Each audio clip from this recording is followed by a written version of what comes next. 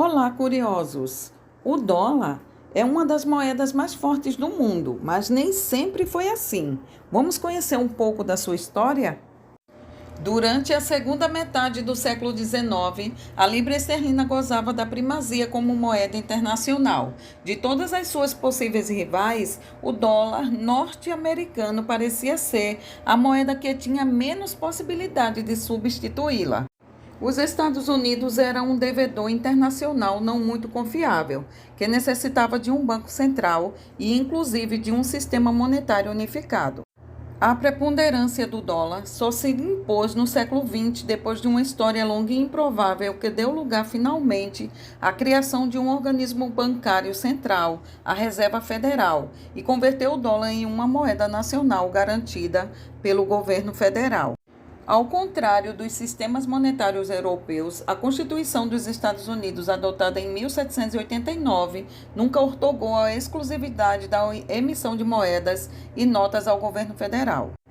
A falta de uma legislação monetária clara deu lugar a uma infinidade de meios de pagamento que circulavam praticamente sem nenhum controle ou respaldo de um organismo bancário central. Nessa situação caótica, as moedas estrangeiras tiveram curso legal até 1857 e ainda em 1901, uma mina de prata de Oregon continuava cunhando suas próprias moedas de prata para uso comercial. Como vários estados da União se encontravam na bancarrota por não poderem honrar suas emissões de papel-moeda, foram proibidos de emitir. Porém, nada os impedia de criar bancos e estes podiam colocar cédulas em circulação livremente. Assim, o estado de Kentucky fundou um banco privado do qual era o único proprietário e começou a efetuar pagamentos com suas cédulas. A inexistência de um banco nacional obrigava o governo federal a fazer todas as suas transações através de estabelecimentos privados ou em espécie. Em 1840, o presidente Martin Van Buren criou o Sistema de Tesouro Independente, que se ocupou das operações financeiras do governo, através de suas agências abertas em todo o território nacional. Mas o Tesouro não era um banco e não podia, portanto, emitir cédulas. Tinham que ser efetuados em ouro ou prata.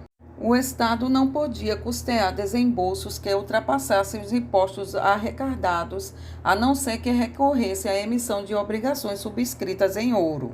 As necessidades de financiamento da Guerra de Seção de 1861 a 1865 deram origem a diversas disposições monetárias que permaneceram vigentes até o final do século. O Tesouro começou por emitir notas à vista, que não tinham curso legal, mas eram conversíveis em ouro. Não obstante, a escassez de reservas de ouro do Tesouro obrigou a suspender imediatamente a conversibilidade e, até o fim da guerra, o financiamento pôde ser feito graças à emissão de notas do Tesouro, respaldadas apenas da boa-fé e na recuperação do governo. Elas eram chamadas popularmente de notas verdes, nome que ainda hoje o dólar norte-americano tem em todo o mundo. A emissão das notas verdes estava limitada a 433 milhões, mas devido às crescentes dificuldades para obter empréstimos e ao crescimento dos gastos, o secretário do Tesouro decidiu aplicar em todo o país o sistema de livre criação de bancos, autorizado por uma lei de 1869. Essa lei autorizava qualquer grupo de 5 pessoas a construir uma associação bancária nacional e emitir notas correspondentes às suas obrigações do governo federal, depositadas junto ao controlador da moeda. Essas notas deviam substituir as dos bancos privados e a dívida que tinha servido de respaldo para muitos países deveria ser recolhida e paga com notas da Reserva Federal. A Primeira Guerra Mundial debilitou o poder do Reino Unido e a moeda norte-americana entrou no período de pós-guerra com uma paridade em relação ao ouro superior à da libra esterlina. Além disso, a economia dos Estados Unidos, após uma breve recessão, reconheceria o período de prosperidade chamado de os Anos Loucos da década de 20, época áurea do rádio e do automóvel.